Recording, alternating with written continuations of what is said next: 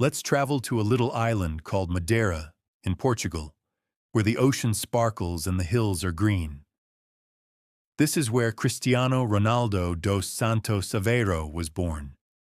Picture a skinny boy with big dreams, kicking a ball against a wall over and over. His name's Cristiano, and he's only 10 years old. But his heart is already set on the stars. Today, we'll discover how a simple gift and a promise turned him into the legend we know. Ready? Let's dive in. Cristiano lives in a small house with his mom, Dolores, his dad, Jose, and his siblings. They don't have much. No fancy toys, no big TV. But Cristiano has a soccer ball. It's old, patched up with tape and losing air. But to him, it's gold. Every day after school, he's out in the streets, kicking it against walls, dribbling past stray cats, dreaming of being a soccer star. His friends call him Crybaby because he hates losing, but he just wipes his tears and keeps playing. One day, his ball finally pops. Cristiano sits on the curb, staring at the flattened mess.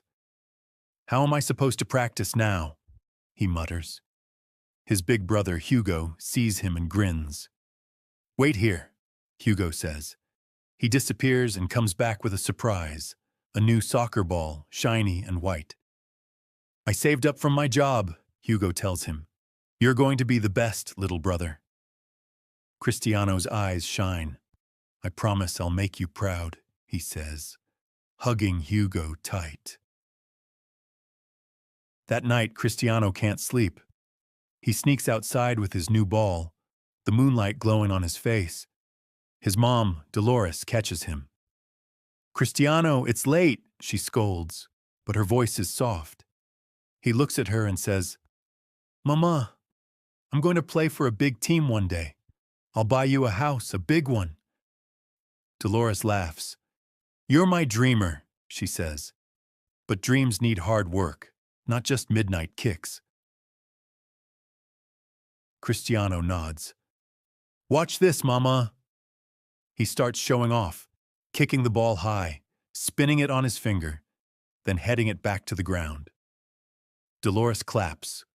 "Okay, my little star," she says. "Let's make a deal.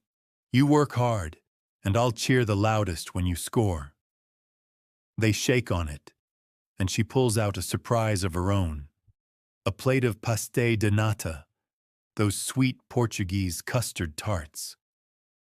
They sit on the doorstep, eating and laughing, the new ball between them. "This is fuel for your dreams," Dolores says. Cristiano smiles. "And for yours, Mama." From that night on, Cristiano works harder than anyone. He runs up hills with the ball, practices until his legs ache, and even does push-ups while his friends play video games. A few years later, when he's 12, a scout from a big club in Lisbon spots him. "That boy's got fire," the scout says. Cristiano gets the chance to leave Madeira and join Sporting CP's youth team.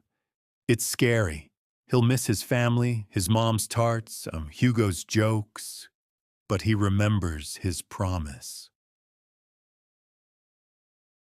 Before he leaves, Hugo gives him the ball again. "Take it with you," he says. "It's your lucky star." Cristiano hugs his family, his eyes wet but his chin up. He boards the plane, clutching that ball, whispering to himself, "This is just the beginning." And it was. Years later, he'd play for Manchester United, Real Madrid, and Portugal, scoring goals that shook the world. But he never forgot that night, that tart, or that promise. So what made Cristiano a legend? Was it the ball, the promise, or the love of his family? Maybe it's all of it, mixed with a lot of sweat. Today, he's one of the greatest. But back then, he was just a boy chasing stars, one kick at a time. Now your turn. If you had a new ball and a big dream, what would you do? Let's talk about it.